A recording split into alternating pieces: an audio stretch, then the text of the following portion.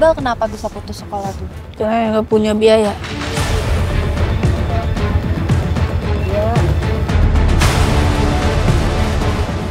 Akses mereka terbatas ketika berjuang untuk pendidikan. Yulia pernah dapat bantuan nggak sih dari pemerintah? Nggak dapet.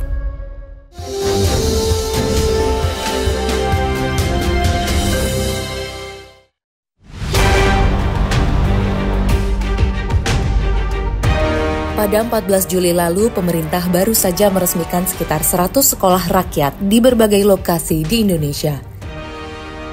Terdiri dari 32 SMP, 44 SMA, dan 24 sekolah rakyat terintegrasi.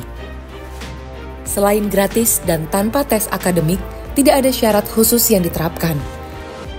Penerimaan peserta didik baru hanya didasarkan kepada kondisi sosial ekonomi keluarga yang masuk kategori miskin dan miskin ekstrim.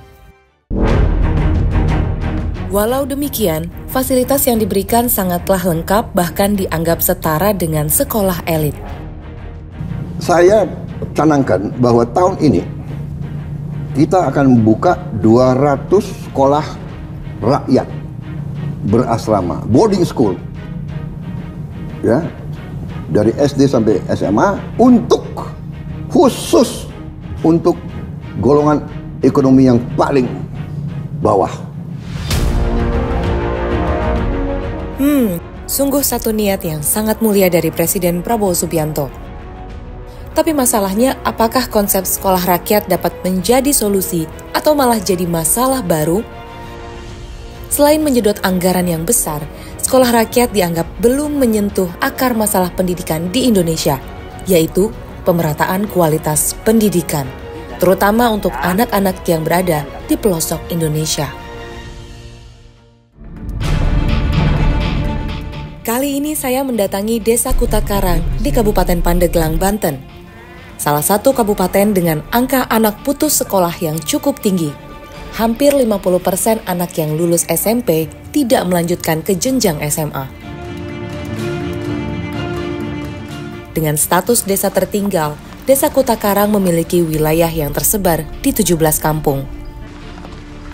Sayangnya masih ada 5 kampung yang terisolasi. Minimnya akses pendidikan membuat mimpi anak-anak di pelosok kampung ini hanya sebatas angan. Ternyata, menuju kampung yang terisolasi tidak semudah yang saya bayangkan. Nah, jadi saya dan teman-teman akan menuju ke Desa Kutakarang. Ini kita terlebih dahulu harus melewati Desa Tanjungan ini ya Pak? Betul.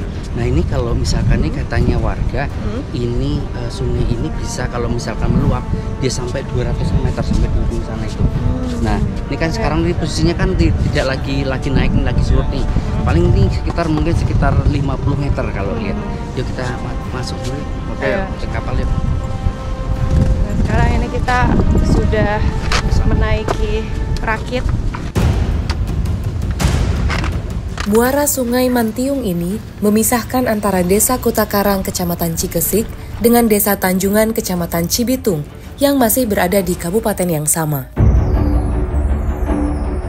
Beruntung ada warga yang membuat jasa getek tradisional.